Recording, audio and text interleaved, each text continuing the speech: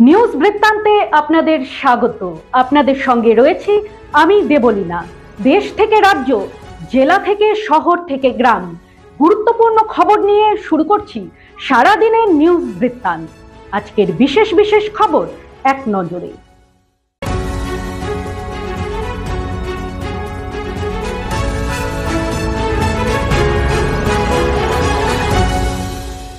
সারাদিনের নিউজ বৃত্তান্ত নিবেদন করছেন রিয়েল জুয়েলার্স, সোনা যা সর্বক্ষণে। Agnishwar jewellers, NS road, Raiganj. Shri Dhaka jewellers, Gitanjali cinema হলের বিপরীতে। রায়গঞ্জে প্রধানমন্ত্রী নরেন্দ্র মোদীর সভা ঘিরে উন্মাদনা। রায়গঞ্জ লোকসভা কেন্দ্রের বিজেপি প্রার্থী কার্তিক চন্দ্র পালের সমর্থনে নির্বাচনী জনসভায় প্রধানমন্ত্রী নরেন্দ্র মোদী। আগের দিন রাত থেকে কর্মী সমর্থকেরা জেলার বিভিন্ন প্রান্ত থেকে এসে ভিড় জমিয়েছিলেন। তীব্র রোদ ও গরমকে উপেক্ষা করে প্রধানমন্ত্রীকে দেখার জন্য অপেক্ষায় ছিলেন লক্ষাধিক মানুষ। হাতে বিজেপির ফেস্টুন পতাকা, নরেন্দ্র মোদীর মুখোশ পরে লক্ষাধিক মানুষ এদিন রায়গঞ্জের দক্ষিণ গোয়ালপাড়ার সভায় প্রধানমন্ত্রীর বক্তব্য শোনার জন্য উপস্থিত হন। বিকেল 4:15 রায়গঞ্জ স্টেডিয়ামে প্রধানমন্ত্রীর হেলিকপ্টার এসে পৌঁছায়। বালুরঘাটে সভা করে সরাসরি রায়গঞ্জের সভায় আসেন নরেন্দ্র মোদী। ঝরঝরে বাংলায় সবাইকে নববর্ষের প্রীতি ও শুভেচ্ছা জানিয়ে রায়গঞ্জের জনসভায় বক্তব্য শুরু করলেন প্রধানমন্ত্রী নরেন্দ্র মোদী। রায়গঞ্জ লোকসভা কেন্দ্রের বিজেপি প্রার্থী কার্তিক চন্দ্র পালের সমর্থনে মঙ্গলবার রায়গঞ্জে বিজয় সংকল্প সভা করলেন প্রধানমন্ত্রী নরেন্দ্র মোদী। স্বামী বিবেকানন্দ, বঙ্কিমচন্দ্র চট্টোপাধ্যায় ও গুরুদেব রবীন্দ্রনাথ ঠাকুরের বাংলা বলে উল্লেখ করে তিনি বলেন, আমার বাংলায় মোদির গ্যারান্টি হলো গ্যারান্টি পূরণ হওয়ার গ্যারান্টি। প্রধানমন্ত্রীর আধ ঘন্টার সংক্ষিপ্ত ভাষণে পিএম আবাস যোজনা, বৃদ্ধ মানুষদের বিনামূল্যে চিকিৎসা, পূর্ব ভারতেও বুলেট ট্রেন, মুদ্রা যোজনায় 20 লাখ ঋণ, যুবকদের বিনামূল্যে রেশন সহ একাধিক প্রতিশ্রুতির কথা উঠে আসলো। প্রধানমন্ত্রী সরব হলেন তৃণমূল সরকারের দুর্নীতি, পরিবর্তনতন্ত্র এবং সাধারণ মানুষের উপরে অত্যাচারের অভিযোগ তুলে মহিলাদের প্রতি জুলুমের কথা বলতে গিয়ে সন্দেশখালির প্রসঙ্গ তুলে ধরেন মোদী। বালুরঘাট লোকসভার বিজেপি প্রার্থী সুকান্ত মজুমদারের সমর্থনে জনসভা করলেন প্রধানমন্ত্রী নরেন্দ্র মোদী। আজ দুপুর 12টা থেকে সভা শুরু হলেও প্রধানমন্ত্রী দুপুর 2:30 নাগাদ হেলিকপ্টারে আসেন। নির্বাচন যে গণতন্ত্রের শ্রেষ্ঠ উৎসব তা প্রমাণিত বালুরঘাট রেল স্টেশন সংলগ্ন মাঠে প্রধানমন্ত্রী নরেন্দ্র মোদীর জনসভায় প্রধানমন্ত্রীকে দেখতে লক্ষাধিক মানুষের ভিড় উপচে পড়ে। রৌদ্র উপেক্ষা করে দুপুর 2:30 নাগাদ বালুরঘাট রেল স্টেশন সংলগ্ন মাঠে প্রধানমন্ত্রীর হেলিকপ্টার নামতেই অজস্র মানুষ ছুটে যায় দেখতে। প্রখর রোদের মধ্যেও প্রধানমন্ত্রীর সভাস্থল পরিবেষ্টিত করা ছিল বিভিন্ন সিকিউরিটি দিয়ে, সেন্ট্রাল ফোর্স থেকে শুরু করে রাজ্য পুলিশের। অপরদিকে সভাস্থল সংলগ্ন রেল স্টেশন থাকায় অপ্রীতিকর ঘটনা এড়াতে স্টেশন চত্বর ঘিরে রাখে রেল পুলিশ।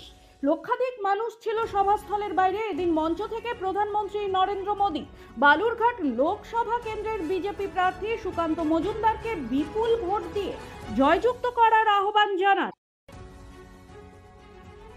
মঙ্গলবার ইটাহারের শ্রীধরপুরে বালুরঘাট লোকসভার তৃণমূল প্রার্থী বিপ্লব মিত্রের সমর্থনে প্রচারে এসে বিজেপি প্রার্থী সুকান্ত মজুমদারকে কটাক্ষ করলেন রাজ্যের মন্ত্রী বীরবাহা হাঁসদা।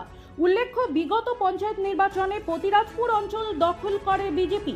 ফলে এবারে সেই পঞ্চায়েত এলাকার যেসব বুথে তৃণমূল মূলত দুর্বল, সেই সমস্ত বুথে প্রচারে যোগ দিচ্ছে তৃণমূল। বৈঠকে বক্তব্য রাখতে গিয়ে বীরবাহার কথায় উঠে আসে আদিবাসীদের বিজেপি উন্নয়নের নামে ভুল বোঝানোর কথা। বিজেপি প্রার্থী সুকান্ত মজুমদার ফলাও করে বলে বেড়ান তিনি নাকি 100 দিনের কাজের টাকা কেন্দ্রকে বলে আটকে রেখেছেন। ফলে যারা গরিব মানুষের কথা ভাবে না তাদের মানুষ প্রত্যাখ্যান করবে। এদিন বিজেপি প্রার্থী সুকান্ত মজুমদারকে কটাক্ষ করে বীরবাহাকে বলতে শোনা যায়, সুকান্ত মজুমদারের নাম তিনি মুখে আনতে চান না, কারণ যে সাংসদ নিজের দত্তক নেওয়া গ্রামের উন্নয়ন করতে পারে না, তিনি কিভাবে লোকসভার মানুষ তথা ইটাহারের মানুষের উন্নয়ন করবেন। প্রতিদিনের প্রতি মুহূর্তের খবরের আপডেট পেতে চোখ রাখুন নিউজ বৃত্তান্তের ফেসবুক পেজে। সাবস্ক্রাইব করুন নিউজ বৃত্তান্ত ইউটিউব চ্যানেলকে।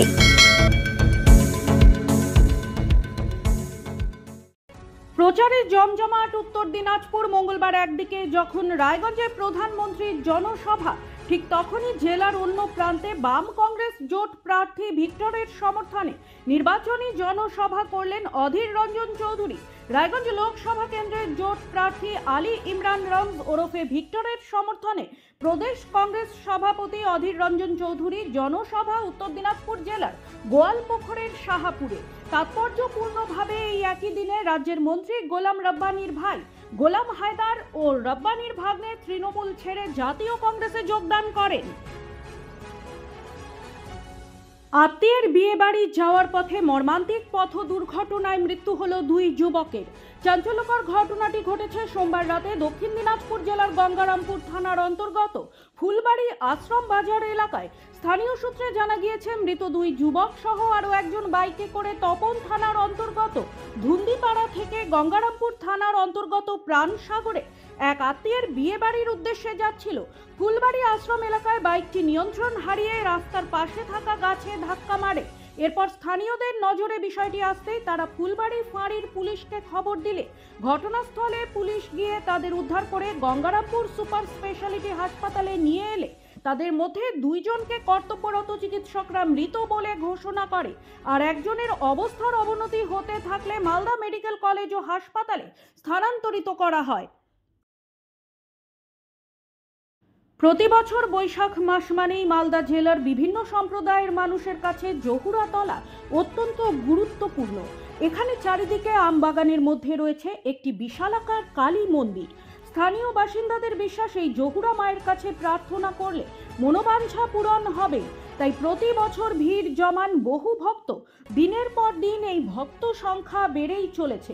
এদিন মন্দির চত্বরে চলছিল সিসি ক্যামেরার কাজ, চলছে টয়লেট তৈরির কাজ। বাঁশের ব্যারিকেড বেঁধে লাইন দিয়ে ভক্তরা যাতে মন্দির চত্বরে প্রবেশ করতে পারে তারও কাজ চলছিল দ্রুত। এর মধ্যেই ভক্তদের ভিড় উপচে পড়ছে মন্দিরের বারান্দায়। ব্যস্ত পুরোহিতেরাও মন্দিরের ইতিহাস এবং এবারের পুজো শুরুর দিনক্ষণ নিয়ে বিস্তারিত জানালে মন্দিরের সেবায়িতেরা। ভিড় সামাল দিতে ইতিমধ্যেই পুলিশ প্রশাসনের লোকেরা এসে সব পরিদর্শন করে গিয়েছে। চলছে পুলিশের আধিকারিকদের সাথে মন্দির কমিটির আলাপ আলোচনা। প্রয়োজনীয় অনুমতি পেলে তবেই ৩রা বৈশাখ থেকে জহুরা তলায় বসবে ১ মাস ব্যাপী মেলা। চৈত্র নবরাত্রি উপলক্ষে বাসন্তী পুজোয় মেতে উঠেছে আপামর বাঙালি।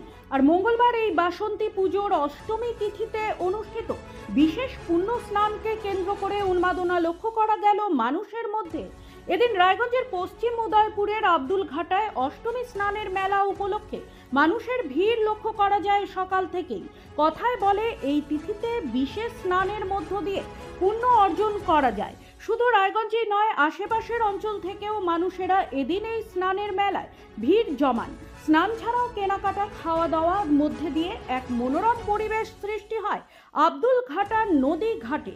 মেলা উদ্যোক্তাদের পক্ষ থেকে জানা গেল, প্রধানমন্ত্রীর জনসভা এবং ভোট প্রচার থাকা সত্ত্বেও প্রশাসন এই মেলা উপলক্ষে যথেষ্ট নিরাপত্তার ব্যবস্থা করেছে। সারাদিনের নিউজ বৃত্তান্ত আজ এই পর্যন্তই। সঙ্গে থাকুন, দেখতে থাকুন, চোখ রাখুন নিউজ বৃত্তান্তে। নিউজ বৃত্তান্ত, হলুদ নয়, স্বচ্ছ।